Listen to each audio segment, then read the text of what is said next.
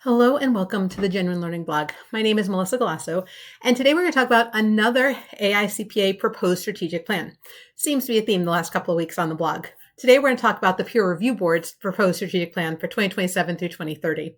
I actually had an opportunity at the Engage conference to hear a session on this, so I actually really enjoyed listening to their version, which was an hour long. I'm going to give you a short and sweet version today. But just in case, if you are a peer reviewer or you are peer reviewed, what are some of the things that the Peer Review Board is thinking about in the next 3 years? So this was issued in June of 2026. They are looking at feedback. So hopefully if you are someone who either performed peer review or you are peer reviewed, if you want to provide some feedback, they are seeking input from stakeholders across the profession to ensure their priorities and planned activities remain focused on what matters most. They also want to look at emerging risks and provide practical implementation. So what is the peer review program? Well, the objective of the AICPA's peer review program is to promote and enhance quality in the accounting and auditing services provided by firms and individuals subject to the AICPA's standard for performing and reporting on peer reviews in the service of the public interest, right? So when we think about this, why do we care about peer review? Peer review helps ensure quality and helps us ensure that the work that's being done, where we're providing assurance in particular, is being done to the standards. And so the objective is achieved by performing peer reviews tailored to type and size, so making sure it's truly a peer review, remediating and removing firms as appropriate. So if you have a problem, helping remediate it. If you're kind of a lost cause, moving you out of the system. Gathering and analyzing data so we can find out what are the things that people don't understand, what are things that are not applied consistently, what are our weaknesses, and how can we support that. Proactively identifying emerging quality issues. We've seen a lot of that come out recently. And then sharing relevant insights and information with affected parties. So that's the objectives as laid out in the strategic plan. And they've identified 6 keys to success. And I think these are really interesting. The first one is obviously delivering a high quality practice monitoring program, right? Tailoring it, providing clear, consistent guidance, effective oversight. So really the goals of the program, right? That's a key consideration.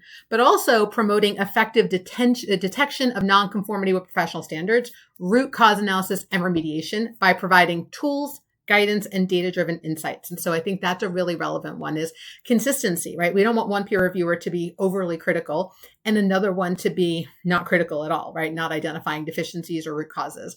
I thought there was a session engaged on the last day that was phenomenal where they actually put things on the screen and asked, is this a non-conforming engagement?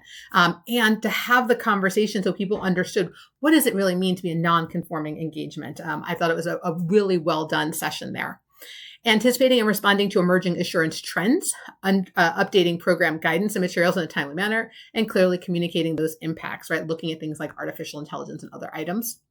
Building and sustaining a future-ready reviewer pool. My goodness, this was probably my favorite slide. There is literally someone in his 90s still performing peer review. The average age of a peer reviewer is completely unacceptable. We really need to get some new blood in there. And obviously, allow people to understand what retirement means.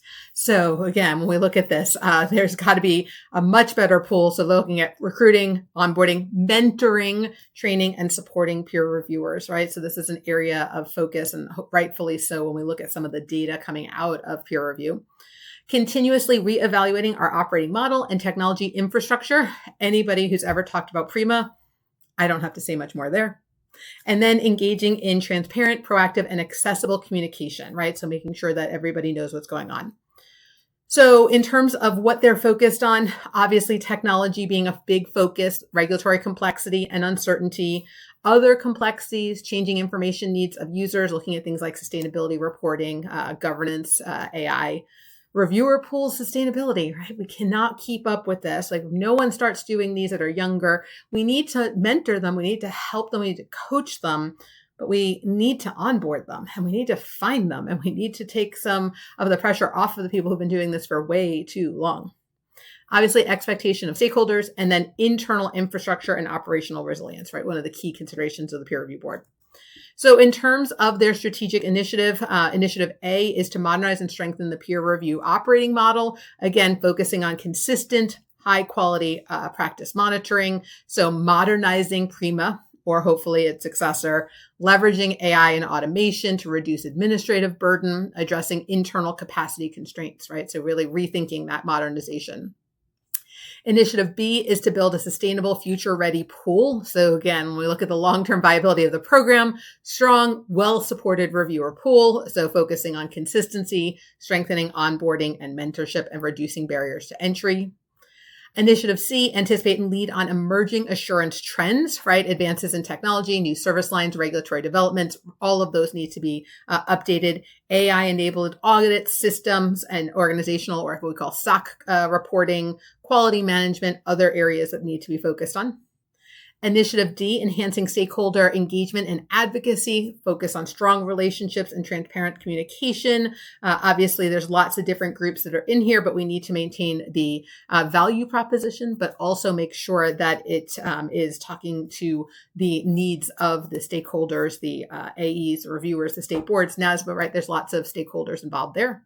And then reimagining practice monitoring, right? A bold, forward-looking vision that reflects modern assurance realities, emerging technologies, and growing disparity across assurance approaches in different firms.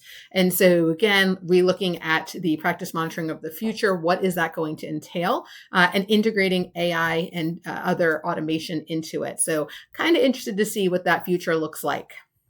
So in terms of their next actions, Initiative A is modernizing the review operating model, building that sustainable, future-ready reviewer pool, anticipating leading on those emerging areas, enhancing stakeholder engagement, and reimagining practice monitoring. So hopefully that gives you a nice little overview. If you're interested, we've given you a link that you can take a look and read the entire proposal, but they would love to get your feedback. So if you haven't had an opportunity, this is proposed.